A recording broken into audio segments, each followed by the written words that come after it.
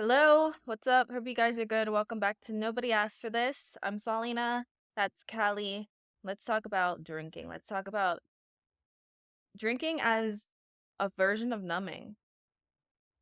And I don't want to limit it on that because I know as humans we can use, which is totally okay because it's kind of inevitable. This could apply to any habit. I mean, some people use running as a version of numbing, some people use shopping, scrolling on TikTok as a version of numbing. I feel like drinking is our version, um, and kind of how we can begin internalizing it and being more cautious with it. I think it's also super important to say I did not know I was using it in a numbing aspect. That was one of the questions I wanted to ask. Was not even just you in general, but obviously you can use your personal experience. So I know there's often times where we don't realize we're using it as a numbing thing. But do you think our body is trained to ignore the reason that we're using it as a numbing thing? Or do you think you're personally choosing to ignore the reason? I don't even know if it's that deep because it was that deep to look back on it since I don't drink now. But if you Yeah. would have asked me, like in college, girl, you need to slow down, I probably would have laughed at you. Like, what do you mean I'm in college? This is what I'm supposed to be doing. Your reason for drinking was kind of just like the freedom, like, hey, this is fun. I want to do it because I'm having fun while doing it. Especially your college. If you weren't drinking, it would have been what's wrong with you. I'm not blaming it on college because I enjoyed going to parties and drinking, like Yeah. 100%. But looking back on everything, I can't imagine what kind of experience I would have had if I didn't drink. And I don't even want to go into the conversation as looking at drinking as a bad thing. I know we both talked about wanting to stop it and just be completely alcohol free at some point, but I think I've gotten to the point where I don't even want to be alcohol free. I kind of just want to have other tools other than alcohol to deal with. I know my why for drinking that I'm reflecting on now and have been focusing on the past couple months is and needing it in social settings Mhm. or just needing it to deal with pain in general, whether that be physical, emotional, whatever. I think if I can take alcohol out of those situations, I'll feel a lot more in control and stop letting alcohol control me in vulnerable situations like that. Yeah, I think, correct me if I'm wrong, but I think we're both just trying to be alcohol aware now, is like what I Yes. like to call it. That's perfect. That's perfect. Yeah. I'm actually gonna probably write that down because when people do ask me, like, why aren't you drinking? Because it's this day and age, especially 25 years old, it's weird to not be drinking. Hmm. Mocktails are becoming more of a thing, and people are realizing, like, I feel our generation is becoming a lot more health cautious, which is so amazing, and I love it. Like, we're going backwards. We wanna start making our own things because 'cause we've been poisoned our whole entire first 20 years of life kinda thing. Like, a lot of people are going to rehab our age and things now, and you would never think, like, "Well, you're 22, 23, 24. Why are you going to rehab? You were supposed to be drinking for 8 years straight." And I love that people are finding that this isn't what they want, and they are realizing they're losing who they are to a substance and just going to get help for it. Yeah. I think, like just how last episode, how we were talking about relationships, when you're doing it or when you're in it, the environment, you don't know it's wrong until you get out of it. And I think that's the exact same thing with my personal experience with alcohol. I had no idea I was that attached to it. I had no idea I was doing it so aggressively. I knew I drank all the time, but I didn't view it as anything bad because I was still going to work. I was still getting all my shit done. I still had my bills Functioning paid. alcoholic. Yeah. So it's not hurting me if I'm getting everything done, kind of thing. And people kind of congratulated you for that. They were kind of saying, "Wow, Callie, you can drink and like you're good at it." Like it was kind of putting you on a pedestal because how good you were at drinking. And I think I loved that. Who doesn't love validation? During a summer that I came home, I remember this one guy said to me, "You can drink like a 60-year-old man." And I loved it. I absolutely loved that compliment. I was like, "I know. Like, let's go shot for shot. I can outdrink you. I can do whatever." And then I don't really know when well, actually, no, I do. I think I knew I had a problem, like, when incidents actually happened, but it was also, like, all of my friends were on the same page as me, so we would all just laugh it off. Like, nothing was too serious until my very last incident, which is the reason why I stopped drinking. Well, not Do you stopped, but you woke up stopped drinking as much. and realized? Do you want to talk about it, or is it someone else's situation? No, I'll talk about it. Yeah, go ahead. Go into a little bit because I want to know. I'm thinking it was May of 2022. Not sure about the year, but it matters about, like, the time frame because of what was happening during that time. I don't wanna use it as an excuse that I was going through so much, but it absolutely was. Now that you're reflecting on it, you realize what I was using the alcohol to get away from. Because it was Cinco de Mayo, and I remember just kidding, I was wasted. I went out to eat with my family, and they dropped me off at the bar after, and then I went to the club after, and this one girl from my hometown, she was taking me home, and we stopped at Get Go. I don't know if it was for so we could get food or so she could get food, but we stopped at Get Go, and I guess I just took her car from Get Go. Like, I left her at Get Go, and I drove to my house. 5-minute drive. I don't remember any of this. I don't even remember leaving the bar. So bad. And I think it was for a few hours. Like, she was still at Get Go and I was just at my house, couldn't tell you what I was doing. But then somehow my dad drove me back down to Get Go to pick her up in her car. And then she drove me and my dad back home. And then I think she just went home. And I don't know what's happening until the next morning. I forgot. That's not where I thought you were going with that. I'm actually so happy you brought that up because I didn't even think about that situation when you said what you call. I thought it was gonna be, I don't know, someone freaking overdosed or someone got alcohol poisoning and you were like, oh no, I need to stop. But I forgot. And that she was like a good friend of yours, and that put you guys in a bad situation. I think it needed to happen though. I'm not saying I'm happy about what happened, but I'm saying I'm happy that it happened for me because now I don't like that was my rule You'll never breaker. be that way again.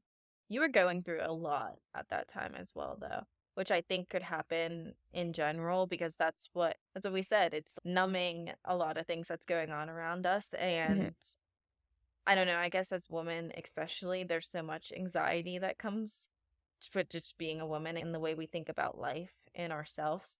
The alcohol is just the easiest way to get rid of it.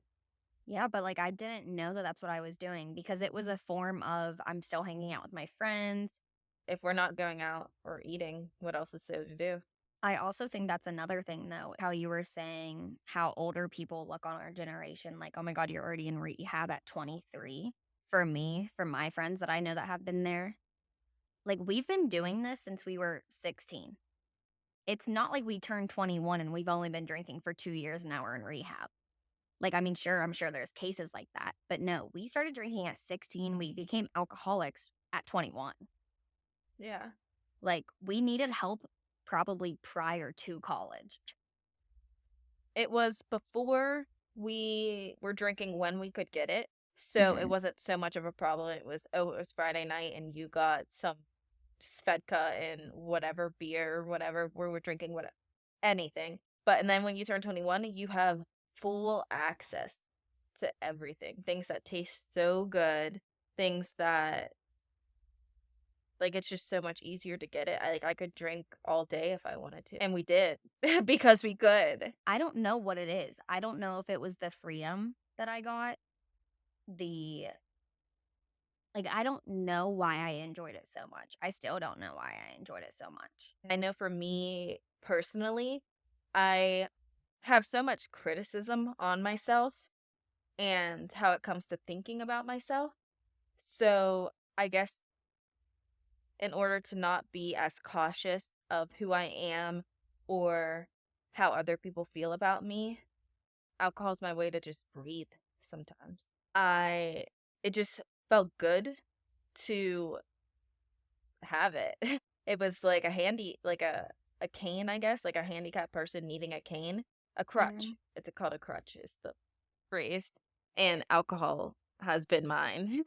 And I don't want it to be anymore. I just want to be Saulyna, sober and happy. And if I want it because I want it, not because I need it in a certain situation. Yeah, like you're actually aware that you want this. Yeah. Because Mhm. sometimes it's, oh, I'm out at a, I don't know, good ass Italian restaurant and I'm like, wow, this Sauvignon Blanc would be good with my fish. I want to be able to have that glass of wine instead of being like, well, we might as well just get the whole bottle just because I Yeah. thought the wine would taste good with my pasta. Now I'm 4 glasses in. Yeah. I mean, that is what I thrived in. I can tell you I had a drinking day for every single day. Monday was Moscow mules. Tuesday was tequila and tacos. Wednesday was whiskey down Wednesday. Thursday, I think, was Thirsty Thursday. So it's dollar vodkas. And Friday was the weekend. You don't even need a day for that. The weekend is its own excuse. I remember we would look for drink specials, like, instead of the food menu. We would go depending on what your happy hour was, or if you got 2 beers and a free slice of pizza, that's where we're gonna go. But that was normal. That was because I did the exact same thing. I've just now recently got to the point where my server comes up to the table and they're like, "What do you want to drink?" And I'm like, "Whoa, I haven't even looked at the drink menu yet. I was looking at this freaking spinach and artichoke dip and freaking boom boom shrimp." And I love that. I feel like one of the most common goals people make, besides like weight loss or something, is to stop drinking. And that was one of mine, so I don't know, I guess my most recent one would have been dry January because it's kind of what everyone does, and I don't know if they use it like, "Oh, it was the holidays and I ate and drank so much, let me do a little detox for 30 days," and that's their reason why, but I know it wasn't really mine because I wasn't thinking about that. I was like, "Alright, resolutions, stop drinking. January 1st, perfect time to do it." But I feel like dry January is also a time where a bunch of people fail. It's kinda like, "Oh my god, it's January 14th and it got the best of me again." I have found that for me, I have to stop putting kind of a number on it. I did successfully do dry January, but it was also, okay, now it's February 1st. I can drink as much as I want. So then at that point, it's kind of like, well, what was it all for? Of course, I felt better physically and I even looked better physically. It helps with like just feeling better overall. But now I'm just slowly going back into where I was before January. And I talk to so many people, and that happens to everyone. So I think we have to stop, I guess, thinking of it as what would that be even called? Like putting a number on it? But it's something new and uncomfortable, and that's why it's hard to think that you have to keep doing it because you only told yourself, "Hey, you only have to do it for this month," instead of looking at it as, like, a lifelong journey. But how do you decide when to start bringing it back in? I think it's just whenever you're ready. For me, I remember mine was cold turkey. I just stopped. And then I went out one night, like actually to the bar, and I was only getting club soda and lime juice. But then I was like, you know what? I think I actually do want to drink. And I remember I texted you about it because I was so proud of myself. I literally had one drink and I left. Like I could control just one drink. Like, I said yes to one drink, and when she said, "Do you want a refill?" I was like, "No, I'm ready for the bill." That was the reward that I've been wanting, and the guilt that I didn't have. I literally have a note here to bring that up because that's the phase I'm currently in, is I'm getting so mad at myself for having a drink. That's how I was, because I was like, "Well, what's the point of having one drink? You're not getting drunk from it. So why spend $7 on a drink?" Valid point, I understand, It but is. yeah, it's a valid point, because I remember when I was drinking a lot, that is what I used to say. I'd be like, "Why are you getting 1 beer? That's a waste of money." That's a waste of money. We might as well go get a 6-pack, finish that, come here, and then just get a shot, and then we'll be drunk. Yep. And now I'm the person that's only getting 1 beer, and it's like, well, because this is all I want. This is all I need, and I'm totally okay with that. I'm loving the, especially where I am on the West Coast now. Everyone's like, "You're just drinking mocktails because it's cool because it's in right now." But sometimes, like, you just want to feel a little special in that moment with your food, or even if we're out in the patio. It's kind of like when you're out on your porch and it's a summer and you're like, "Wow, a sweet tea would be so good right now." Like, to me, I just want something good in this moment that's not just a regular water. I kind of just want something else. But I think another thing that's crazy is mocktails are still $12, and that's what makes me mad because it's 3 juices, if that. Why does it have to be $12 whenever their peach Bellini is $12 with 2 alcohols in it? Why is my pineapple and cranberry juice $12? Or even sometimes there's drink specials on alcoholic beverages. So that peach Bellini, if you go up from 2 to 5, it might be $6. But if you want your a peach sparkler with NA drink, well, non-alcoholic drink, it's still going to be 12 to $13. And that's so it's so annoying. And I found this place that I ended up falling in love with, but I don't go because my bill ends up being $26 because the drink that I like is 13, and it's a mocktail that has health benefits to it. I love the idea of it, but it's also like, okay, well, I might as well just go get all these ingredients for this for $20 and I could make 20 of these drinks. But then that's when I find myself going back to alcohol because I'm like, well, I still want to be outside. I still want to be in this setting. I still wanted to have dinner with my friends, but I wanted to have the mocktail with it. But now I have a $30 bill and I could have just gotten alcohol. That's what I'm dealing with right now because I'm still going out with all my friends, but I understand I'm gonna have a bill. I'm not saying I want it to be free, but Yeah, duh. my bill should not be the same as my friend that's getting a double tequila soda. Yeah.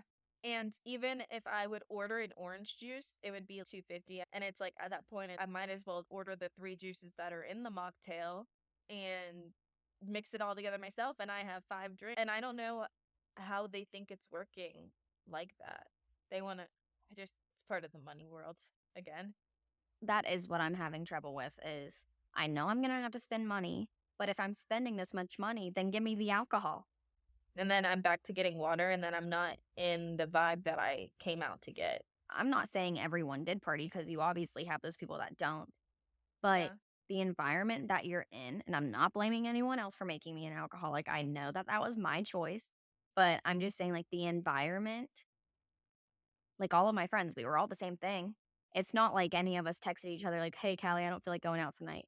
Okay, well, I'm coming to your house and I'm pulling you out of bed and we're still going. While I'm pouring tequila in your mouth while you're getting ready. It was so fun and it was so cool. And it's not, I don't mean cool as in like it's cool to get that fucked up in that moment. Okay, that's what I wanted. That's what I needed. Thank you.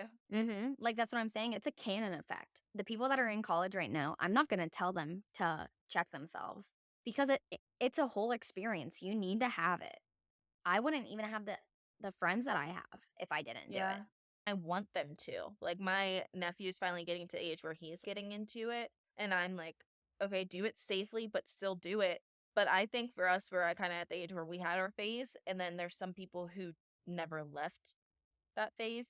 And they're finding pleasure in drinking and they're avoiding their pain, or they're using it in unhealthy measures, which we realized we were doing after we had our fun with it. We realized, okay, this isn't fun anymore. For me, my body even started telling me that you need to calm down. I used to bounce back from drinking like that. It was so good. It was something I prided myself on. I don't get hungover like you get hungover. My older brothers are 7 years older than me, so they were all like, how can you just get up like on vacation? We'd all get super, super drunk. I'd still be drinking after them. I'd wake up ready to drink again. They're like, how are you doing that? My body cannot. And I'm getting to the phase where my body cannot do it anymore. So if I don't slow down, my body's telling me to slow down.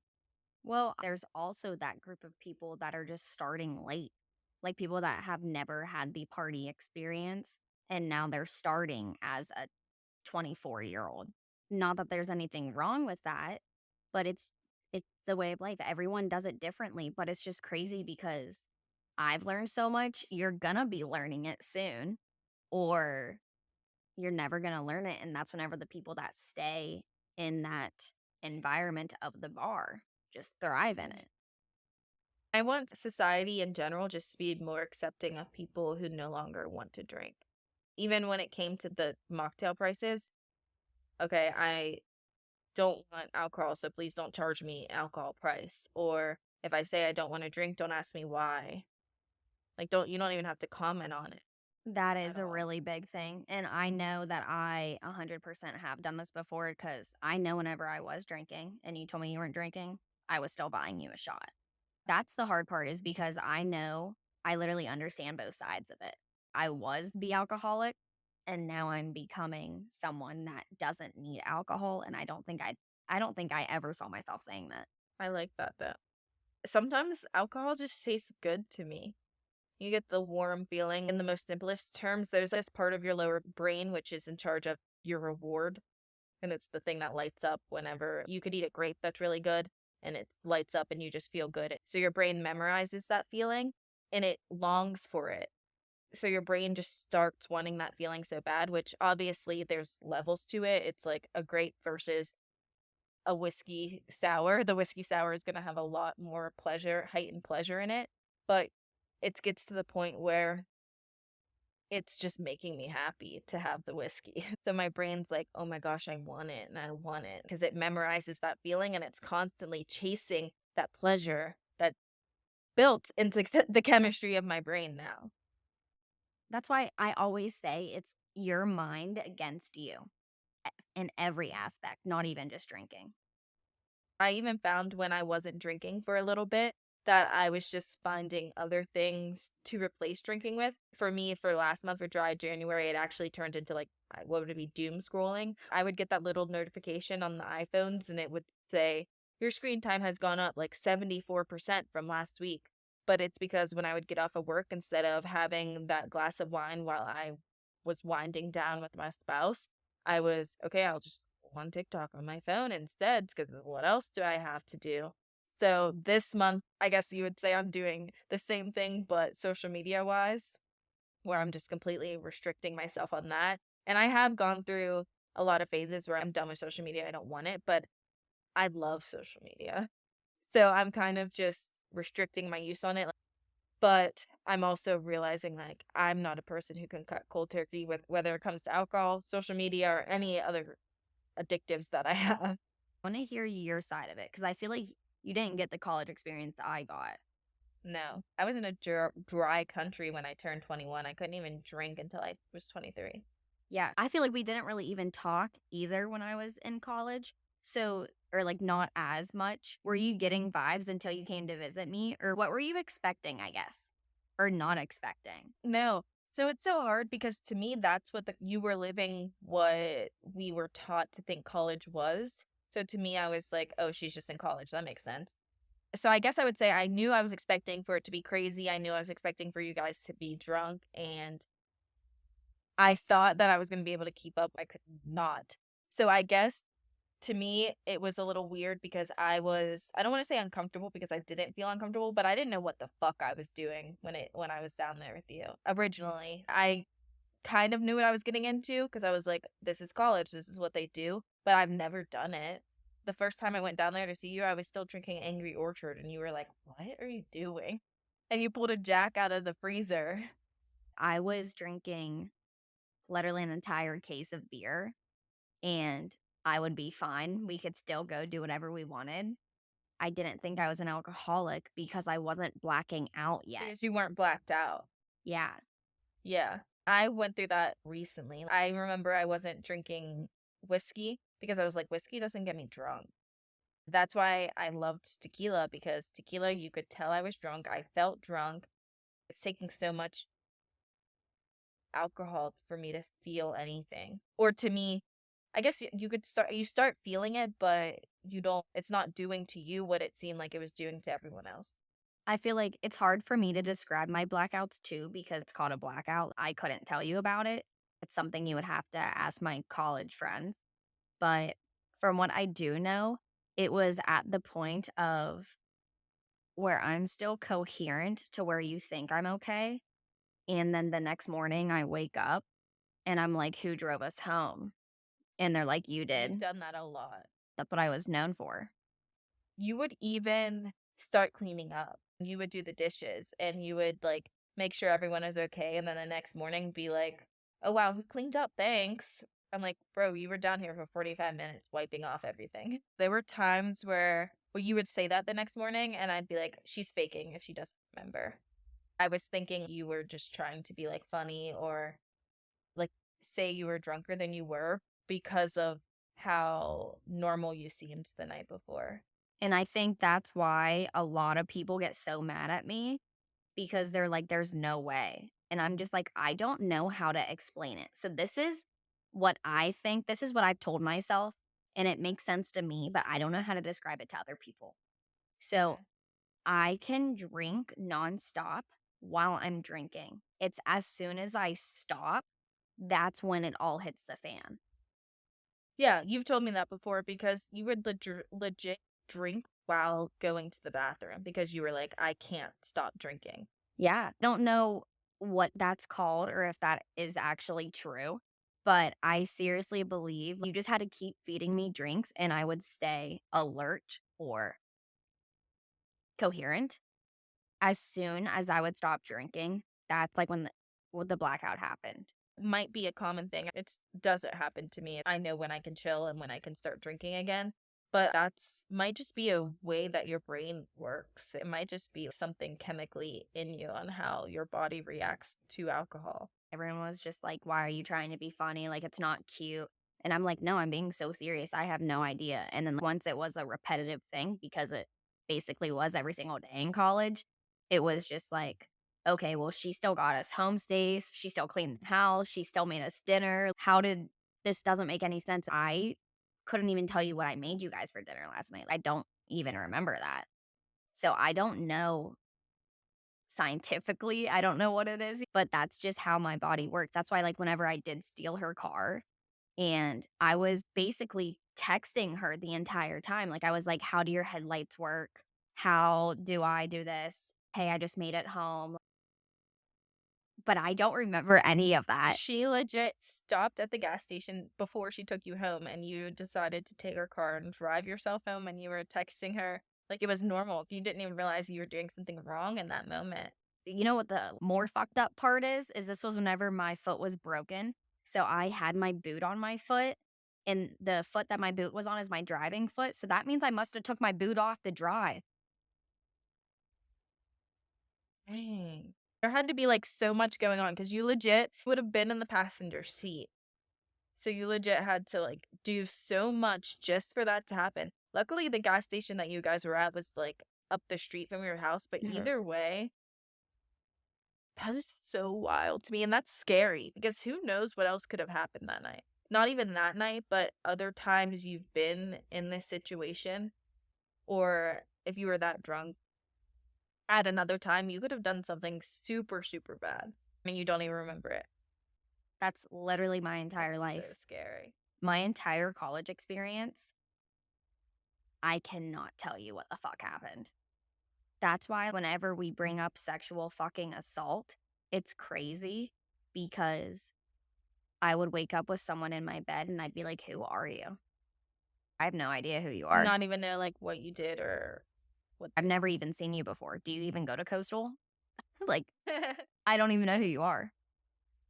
Sometimes they would kind of just not answer and be like, "Oh, I just came over and slept over. Nothing happened." And I was like, "Okay." And then 4 days later, I'd see them. And I guess they'd be friends with one of my friends. "Callie, what'd you do this weekend?" And I was like, "Oh, just went to Tav." No, that's not what I heard happened. What happened? Because I don't fucking know what happened. So I'm expecting, "Oh, Callie, you danced on a table or something." But it's Yeah. no, it's I heard you and Pat fucked or you and this. And I'm like, "Oh, damn, did we?" News to me, and he didn't tell me that. So then it's, well, did it happen? Is he lying to his buddy? Is he lying to me? And this happened so often that it just got to the point of me not caring because I'm never gonna find out the truth. So I was just like, But it's also very unfair to you for that to happen. physically and emotionally and everything, whether you're saying like that's the norm, so it's whatever.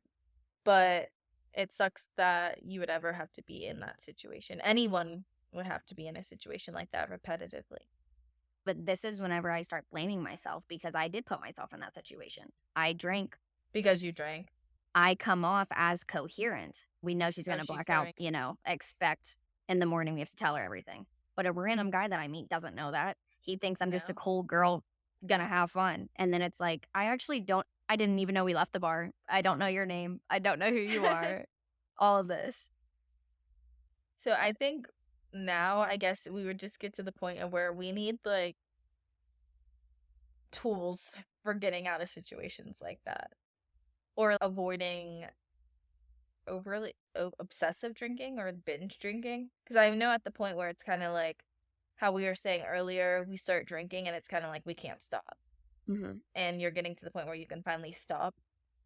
I feel like sometimes if you go to a wedding or on vacation, you're just back to step one again because you're supposed to overdrink during these things. I wish there was, I don't know, a way to deal with the drinking or binge drinking without being like, oh, just man up or, oh, just avoid the situation. Because you want me to avoid going to my brother's wedding so that I don't drink? I wish AA had less of, Bad rep. I mean, it is for people like me, but But I feel like yeah, it's seen as someone on bigger extremes who still yes. can't do daily life because of alcoholism. Like if there Yeah. could be just an AA, like little version of AA. I don't need to go. I'm not trying to stop drinking. I don't wanna go for monthly chips. I just wanna go for, "Hey, it was really hard for me and I drank the other night because I was with these friends, and the last time we saw each other, we were in college, so it just made me wanna do that again." And that's what I've realized. For me, it's not how you were saying vacation or a wedding. It's the people is what's triggering me, not the environments. And with your AA thing, I would love that because if you say that to a random person or just to a friend ranting, they're going to be like, okay, well, then don't hang out with them. I want a professional to sit down and be like, you can still have these people in your life and them not bring back the version that you were with them before. And tell me how to do that. Yeah. I mean, it's literally the same thing our last episode with relationships. I'm sure I will see the light in love one day. I don't know how to right now, but that can be worked on. Yeah. One of the feedbacks I got about that was saying that this girl was in the same situation as you, and it took her getting in a relationship to figure out, like, this is what it's like. This is what I want. Like she said, I was Cali, but the guy I'm with now completely transformed it for me. Mhm. That's what I'm saying is like, I can't fix the way I look at it. Someone else has to fix it for me. Yeah. And you said that last episode too. I think mine's more people than environment because when we were in Thailand, I was drinking my mocktails Yeah. until we like went out. A nightclub or something. It was places where you're supposed to drink kind of thing.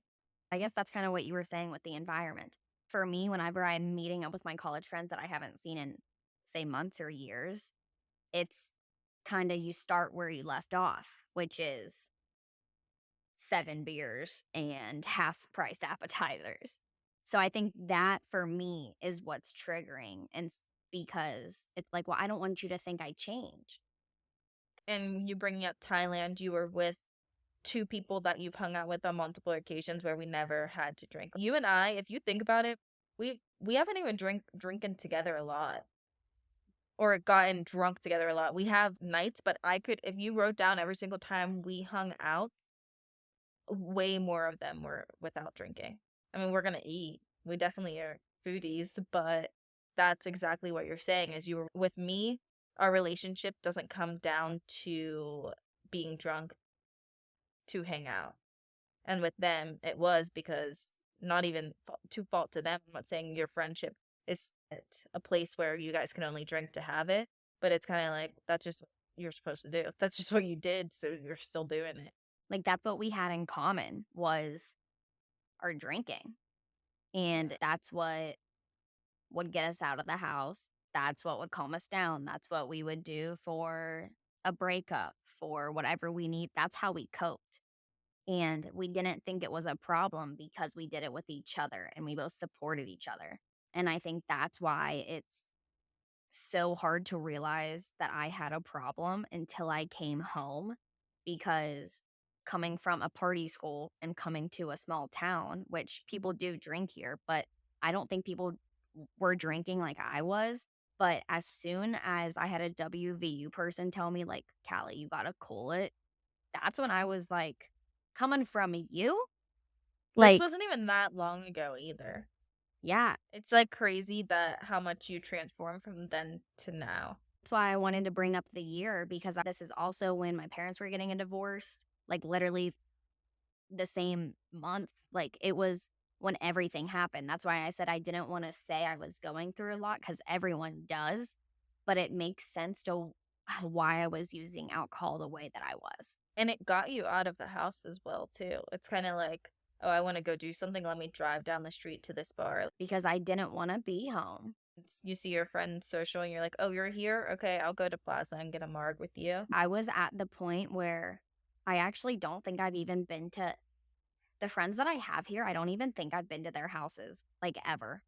I pull up to pick you up. I've never been inside your house unless you've had a party. Like, Yeah. I've never had a sleepover with anyone.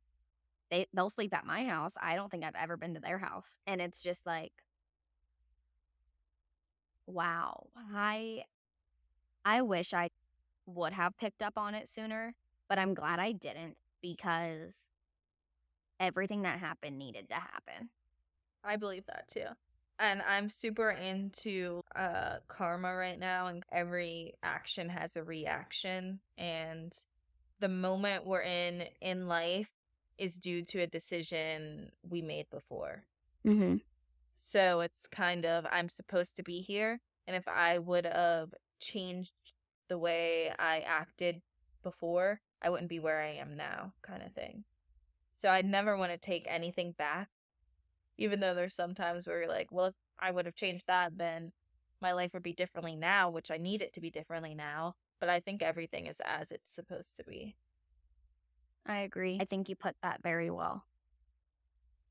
Even when you were talking about people, so the people you have now, like you've never been in their house, you've never, why do you think that is? Just because you were just always on the go? Or because it's not that kind of friendship? I think this goes back to how all of my friendships aren't real friendships. They're all just something that they're getting out of me. Yeah. And in this instance, it's a drinking partner. I'm glad you went into it that way because I originally was going to say they're superficial friendships where it's like we can do this together, but I'm not calling you. You're not the first person I'm calling if something happens to me. If I get sick, I'm not going to call you. If I have a kid, I'm not even calling you to babysit them. And I think friendships like that are just so weird. But like you can call you realize you can call them if it's like Mhm. tequila taco Tuesdays, but I can't count on you if I actually need someone. And like who wants really a friendship like that? Well, I think it's hard because it's kind of the opposite of what you said. Like, hey, I'm sick. Can you do this? And I would do it. But if I asked, I wouldn't get it in return. So is that them viewing me as a drinking partner?